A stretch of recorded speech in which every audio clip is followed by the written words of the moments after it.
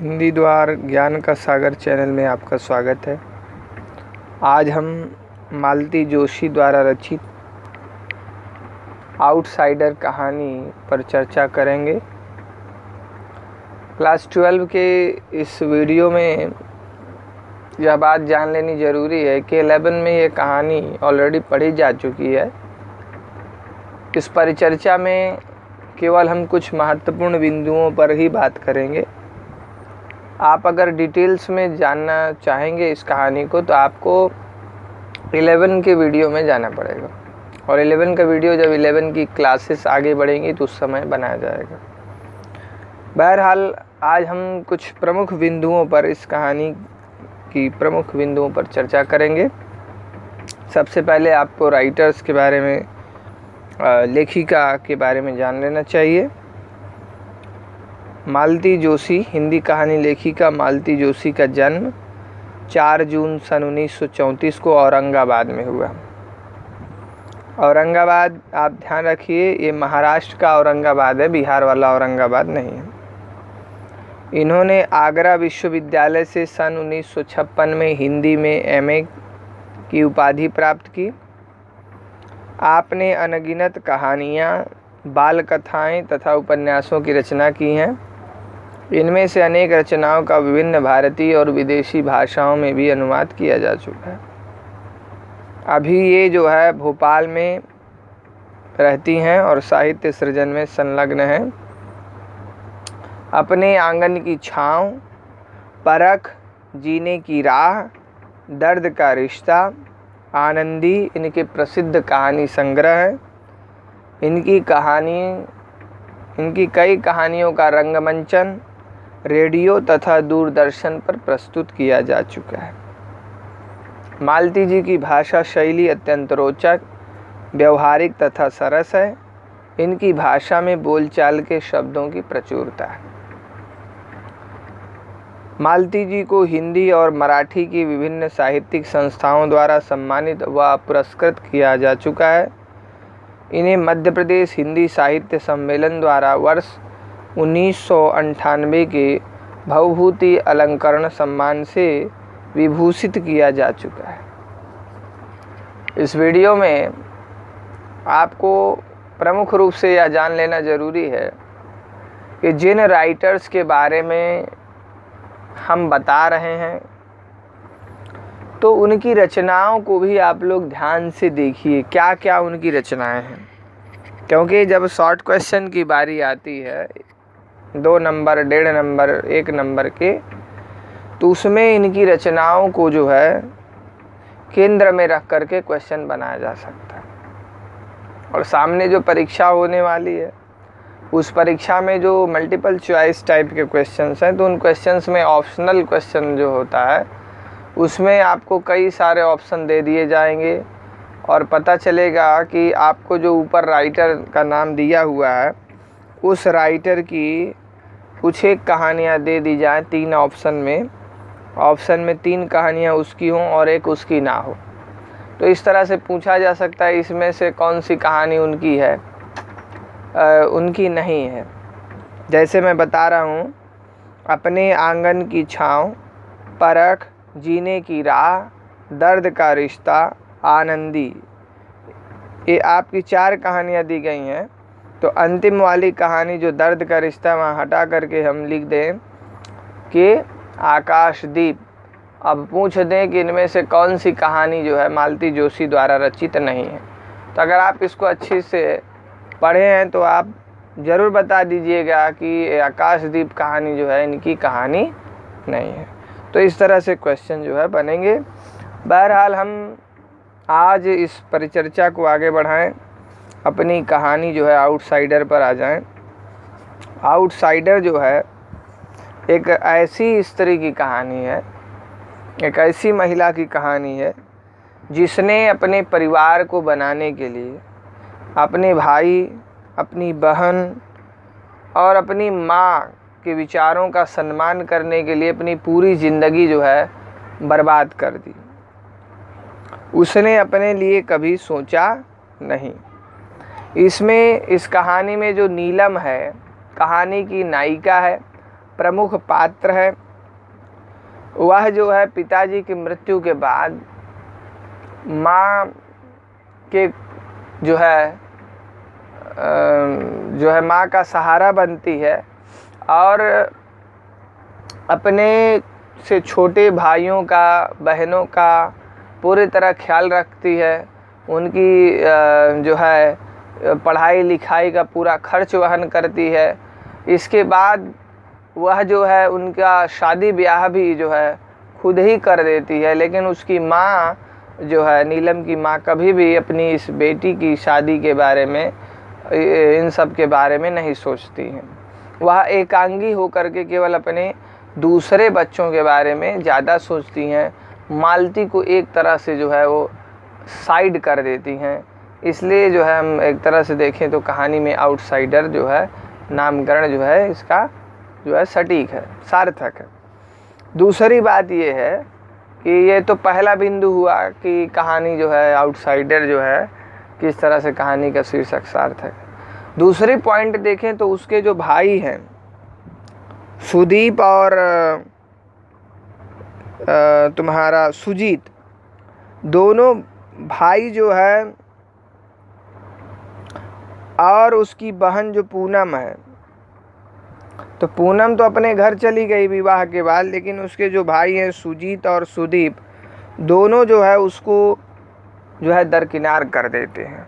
उसका कोई वैल्यू अब नहीं रह जाता है। वह केवल स्कूल में पढ़ाती भर है और उसका कोई जो है वैल्यू नहीं है। बस उनके इससे जो है काम निकल जाने पर वे भाई जो है उसको एक तरह से भूल गए हैं। जैसे कि हम यहाँ देखेंगे कि जो सुदीप है वो दूर कनाडा से आया है और उसने अभी तक जो है कि अपनी जो है बहन से सही से बात भी नहीं की है। तो उसकी जो बहन है 4 दिन बाद कहा जा रहा है ससुराल चली जाएगी और अपने इसी परिवार के लिए वह पिछले 25 वर्षों से खटती आ रही थी। कौन आ रही थी खटती? तो ये जो नीलम है। आज उसके छोटे भाई की शादी के साथ उसकी सारी जिम्मेदारियां पूरी हो जा रही हैं। इससे वह अपने आप को बहुत हल्का जो है महसूस कर, यानी उसके जो है 3 भाई जो है थे, सुदीप और सुजीत, ठीक है, सॉरी 2 भाई थे, सुदीप और सुजीत। तो छोटे भाई की जो है शादी जो है सुजीत की आज जो है पूरी हुई है। तो बड़े भैया जो हैं सुदीप हैं, इसलिए जो है इस बार तो उसे घर आना ही था। घर की आखिरी शादी जो थी, नीलम ऐसा कहती है, क्योंकि कनाडा उतना दूर से जो है सुदीप आया है। सुदीप जो है बड़ा भाई है। इसके बाद कहानी में देखें, नीलम ने कहा, अरे इसके लिए तो समधी जी से भी लड़ गई थी। साफ कह दिया कि भाई साहब जब तक बड़े का प्रोग्राम नहीं आता मैं शादी की तारीख तय नहीं कर सकती। घर की आखिरी शादी है, सबका होना निहायत ज़रूरी है। ठीक है। इसके बाद हम देखें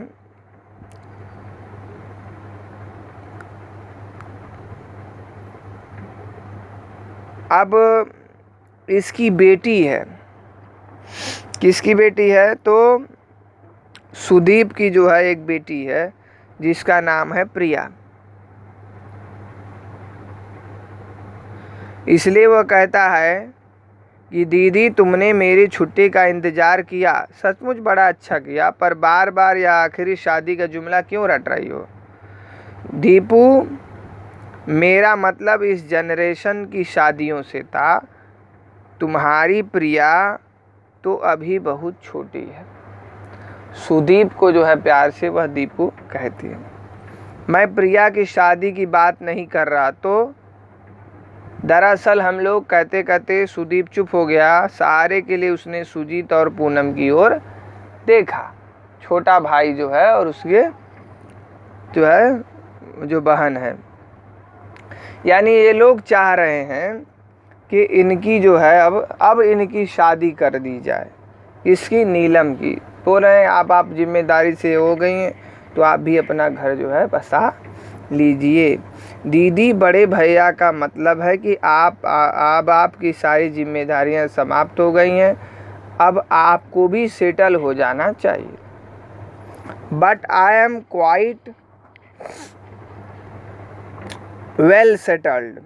ये जो लाइन है, ऐसे लाइनिंग क्वेश्चन जो है आपको पूछा जा सकता है। But I am quite well settled, तो ऐसे अंग्रेजी लाइनें दे करके पूछा जा सकता किस कहानी से है, कौन कह रहा है। उनका मतलब है अब आपको भी शादी कर लेनी चाहिए। तो नीलम जो है अपनी बहन को जो है डपट देती है, पूनम को जो है प्यार से पम्मी कहती है। इस बात को भी हम लोग को यहाँ जो है देखना पड़ेगा,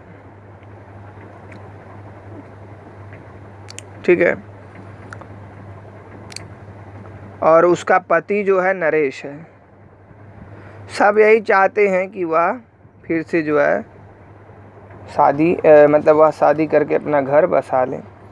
लेकिन जो है वह कहती है कि जब तो उम्र थी मेरी तो मैंने उस समय तो कुछ किया नहीं, मेरा कुछ हुआ नहीं, लेकिन अब मेरी इच्छा इस तरह की नहीं है। मैं जो है विवाह बंधन में बंधना नहीं चाहती। लेकिन धीरे धीरे आगे चल कर के हम देखेंगे कि वह चाहती है, कहती हैं कि उस उम्र में मैंने जो कुछ मतलब झेला है, अब इस उम्र में मेरी वह उम्र नहीं है कि मैं इसको जो है झेल सकूं, क्योंकि मैं परिस्थितियों से लड़ते लड़ते थक करके चूर हो गई हूं। अब जाकर थोड़ा सुस्ताने की मोहलत मिली है और इस मोहलत को वह कहती हैं कि मैं भरपूर एंजॉय करना चाहती हूँ। इसलिए देखिए यहाँ पर एक लाइन है, अब मैं सिर्फ शांति चाहती हूँ, शांति और आराम, बस इससे ज़्यादा कुछ नहीं। Thanks all the same.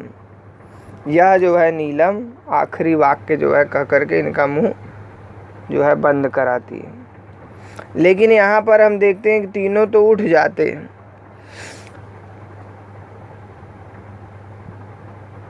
अपना मुंह लिए सब जो है उठ गए, लेकिन जो सुषमा है जो कि सुदेव के जो है पत्नी है, वह कहती है कि दीदी तो कभी नहीं चाहेंगी कि ससुराल जाएं और वह किसी के अंडर में रहें, सास उन पर हक जमाए, क्योंकि उन पर आरोप लगाती हैं कि अब इनकी भावनाएं यही हैं कि हमारी सास तो नहीं है, लेकिन अब ये सास बन करके हम पर रौब जमाना चाहती हैं।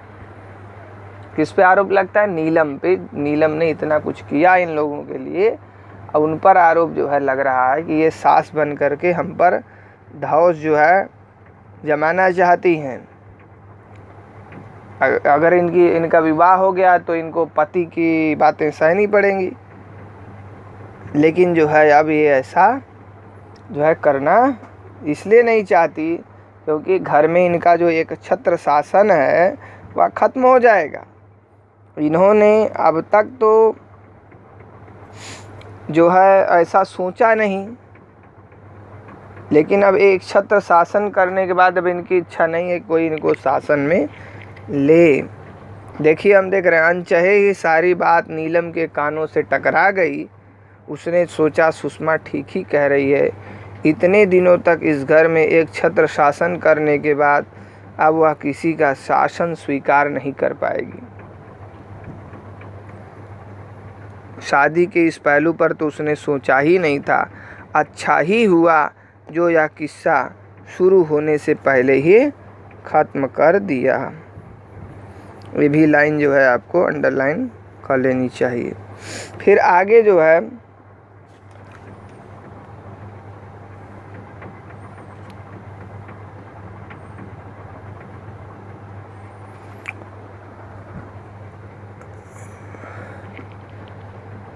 वो कहती हैं कि मैंने जो है अपने अरमानों का गला घोंट करके अपनी ज़िंदगी को किसी तरह आगे बढ़ाया। अगर मैं फिर उस दौर में जाना चाहूँगी तो मानसिक रूप से मैं उस रूप में तैयार नहीं हूँ। इसलिए वह कहती हैं ये तो समझने की कोई ज़रूरत भी नहीं है, इसे एक मजाक समझकर भूल जाओ। मैंने भी तो तुम्हारे प्रस्तावों को मजाक से ज़्यादा कुछ नहीं समझा। दरअसल अब शादी ही की बात ही मन से उतर गई है। तुम लोगों ने यह विचार फिर से जगा दिया है तो सोचूंगी, कोई सही आदमी मिला तो बता भी दूंगी, पर अब इस उम्र में कोई रिश्ता ज़बरदस्ती नहीं ओढ़ सकती। सॉरी। देखिए यहाँ पर एक लाइनिंग है जो है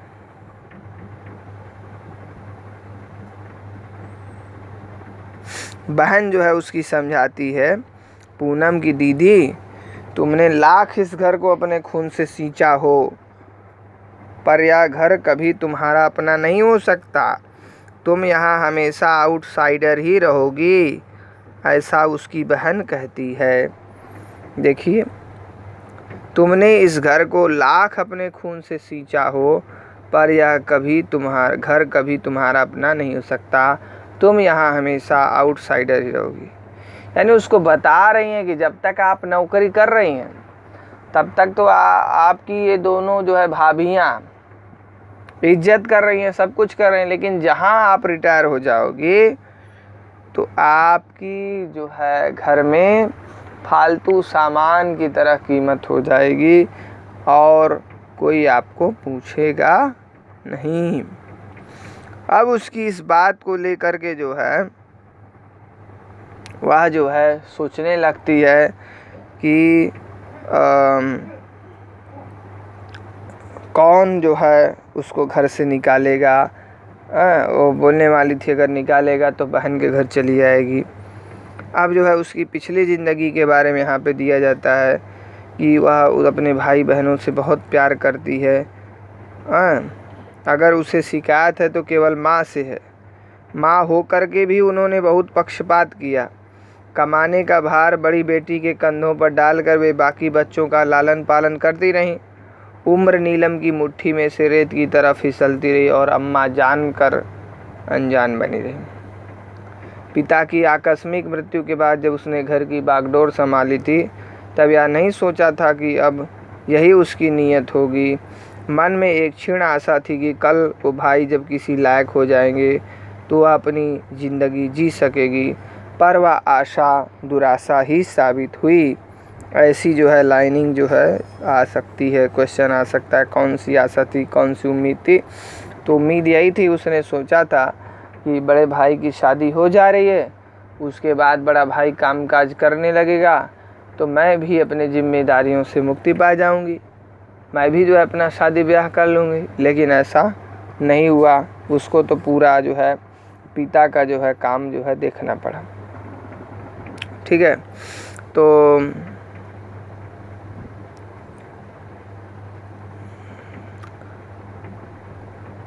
इसके 3 भाई हैं, सॉरी, इस कहानी में सुजीत, सुदीप, सुजीत और सुमित 3 भाई हैं। तो बड़ा भाई जो है दीपू, सुदीप जिसका नाम है इंजीनियर है, सुजीत जो है बैंक में काम करता है और सुमित जो है मेडिकल की पढ़ाई करता है। तो ये जो आखिरी शादी है जो है सुमित की शादी होती है जो कि अपने आप से करता है। तो लेकिन हम देखते हैं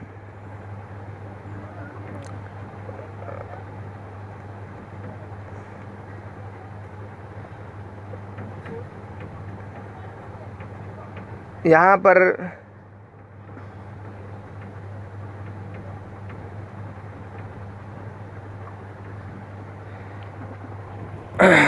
पर वो जो है आखिरी में सब सामान जो है ख़रीद करके अपने भाई के लिए लेकर के आती है। तो देखती है कि छुट्टी की एप्लीकेशन जो है करके बढ़ा लेती है छुट्टी। तो आती है देख करके तो सुनती है कि देवरानी जेठानी यानी उसकी दोनों भाभियां जो है बात करती रहती हैं। अलका कहती है यानी छोटी मझले भाई की जो है पत्नी कि आप तो लकी हैं जीजी, फुर्र से उड़ जाएंगी। ये नेहा भी 4 दिन के बाद छोटू के साथ बंगलोर चली जाएगी, यानी सबसे छोटे भाई सुमित की जो शादी हुई है। उम्र कैद तो हम लिखवा कर लाएं सो भुगतेंगे। क्या करें भाई, हमने तो बहुत कोशिश की पर वे टस से मस नहीं हुई। अब यही समझ लो कि वे हमारी ननद नहीं सास हैं और उन्हें हमेशा साथ ही रहना है।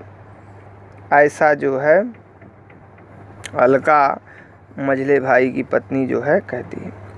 नीलम तो जैसे काठ हो गई, उसने अपने कानों पर विश्वास नहीं हुआ। उसने नहीं होगा, यहाँ उसे होगा, उसे अपने कानों पर विश्वास नहीं हुआ। इस तरह उसको लगा कि जो इतना मिठास वाली बात करती थी वो अलका इतनी उससे उब गई है कि उससे मुक्ति पाने के लिए शादी का प्रपंच रचा रही है। इसके बाद तो उसे लगा कि अब वो यहाँ 1 मिनट के लिए भी जो है खड़ी ना हो। उसे लगा कि अब धरती फट जाए और उसमें समा जाए, क्योंकि जो दर्द इन लोगों ने उसको दिया था उस दर्द को अब जो है भुला नहीं सकती है। अब इस दर्द से वह निजात नहीं पा सकती थी। अब जो है उसने क्या किया,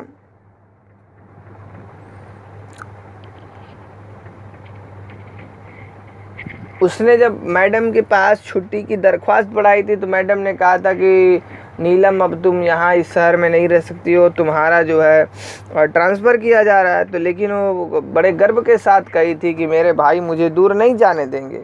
लेकिन आज उसे इस बात का एहसास हो गया कि वह इस परिवार में आउटसाइडर है, कोई उसे अपने साथ रखना नहीं चाहता है। इस बात पर सभी एक मत थे, यानी सभी चाह रहे थे कि वह अलग ही रहें, किसी के साथ ना रहें।